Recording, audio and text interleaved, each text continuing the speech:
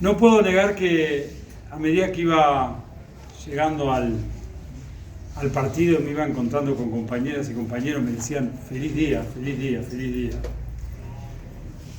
Y eso me hizo pensar algo: ¿cuántos partidos políticos pueden llegar a festejar su día? Entonces, se me ocurrió pensar con ustedes que la mejor forma de honrar el 17 de octubre es hacer un poco de historia, porque por algo a nosotros nos llena de orgullo decir un 17 de octubre, feliz día. Y creo que tiene mucho que ver con lo que está pasando hoy.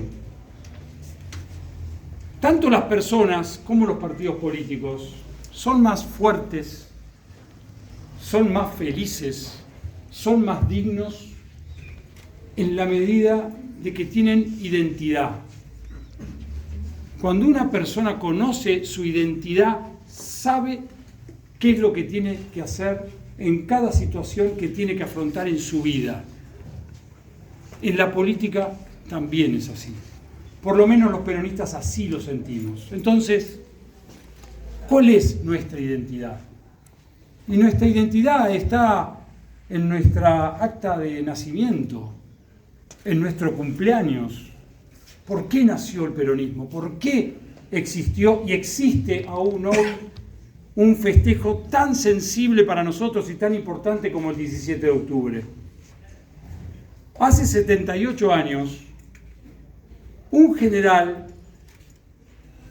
que había sido parte de un gobierno, lo habían puesto en un lugar en donde decía aquel presidente, menos moleste, vamos a ponerlo en un lugar donde menos moleste, y lo pusieron en una secretaría, la Secretaría de Previsión Social, Seguridad Social, algo que era absolutamente secundario. Pongámoslo ahí a este Juan Domingo, pongámoslo ahí que se entretenga.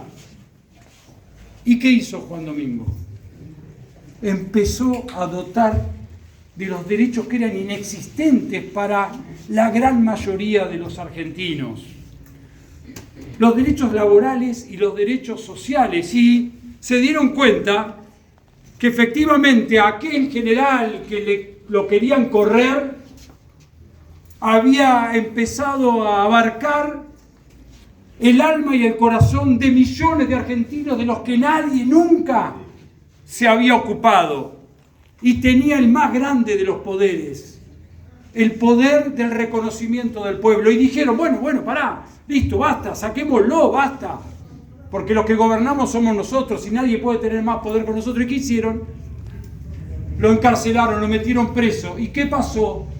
El pueblo que se sintió interpretado por ese general que hasta ese momento era desconocido, pero los había puesto en la vida política dándole derechos, fueron natural y espontáneamente a buscarlo. ¿Por qué? Porque percibían que si él no recuperaba su lugar, se perdían los derechos que ahí se habían conquistado. Eso es nuestra identidad.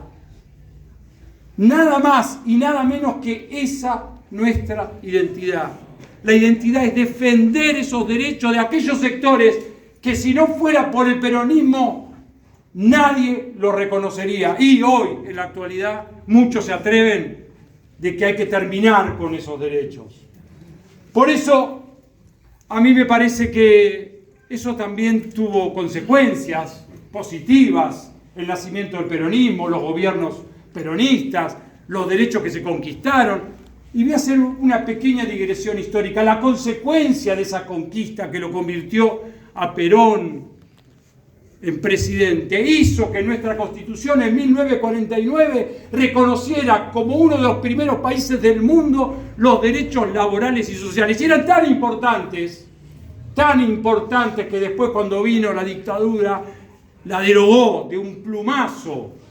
Porque claro, molestaba, ¿cómo vamos a dar derechos laborales y sociales? Y después recién, en 1957, se logró incorporar lo que hoy nosotros conocemos como el 14 bis, que no es más que la consecuencia de esa conquista de Juan y Eva Perón.